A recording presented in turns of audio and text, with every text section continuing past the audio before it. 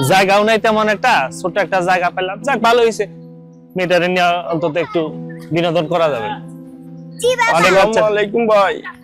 ওয়ালাইকুম আসসালাম ভাই। ভাই একটা কথা কম আপনারে। দেখে তো আপনার খুব মানে অন্যরকম লাগতেছে, কি কি ভাই সমস্যা? আমি একটা ড্রাইভার, ওই যে সিএনজি। তুমি তাহলে এই করো, ওদের সঙ্গে খেলো। হ্যাঁ আচ্ছা ভাই আমি পেশা হইলাম সিএনজি চালাই, ড্রাইভার। ও আচ্ছা আচ্ছা। ওই রাস্তায় কি হইতাছে, ওই কোড আন্দোলন নাকি? হ্যাঁ হ্যাঁ, ওই যে বিশ্ববিদ্যালয়ে আন্দোলন হচ্ছে, কোঠা হয় ভাই, হ্যাঁ কোনো খ্যাপ নাই, কোনো কিছু নাই, যাত্রীও নাই। ৪৫০০ টাকা গাড়ির জমা বাজে, হ্যাঁ যেতে পারতেছি না। মোর দুইটা পোলা পাইন, হ্যাঁ না খাইয়ে রয়েছে ভাই। আপনি যেমনে কইতাছেন মনে হয় যে কবিতা পড়তেছেন। ঢাকা শহরে তো বাটপারের অভাব নাই, বুঝেন নাই?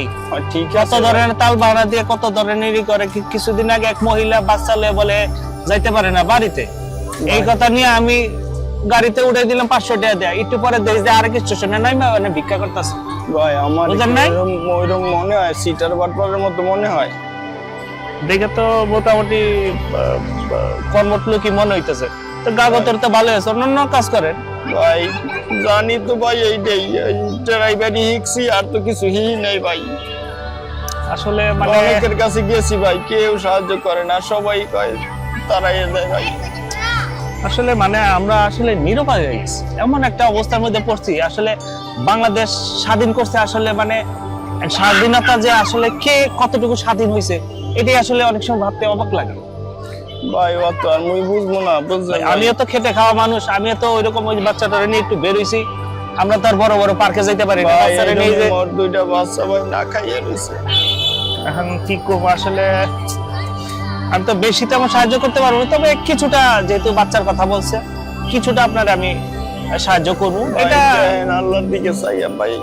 দেখি কয় টাকা আছে। আমি তো ওই যে মাসও শেষ হয়ে আইতেছে, আমারও ঘর ভাড়া দেওয়ার লাগে, ওইদিকে আমার বৃদ্ধ মা, আরো ওই যে বিভিন্ন ধরনের ওষুধ কেনার লাগে, দিতে পারতেছি না ভাই। কি কমো ভাই। এখন সবারই আসলে চিন্তা ভাবনা করে চলা লাগে। আসলে যদি আমরা নিজেরা সচেতন হই তাহলে কিন্তু এই ধরনের সমস্যার মধ্যে পড়া লাগে না।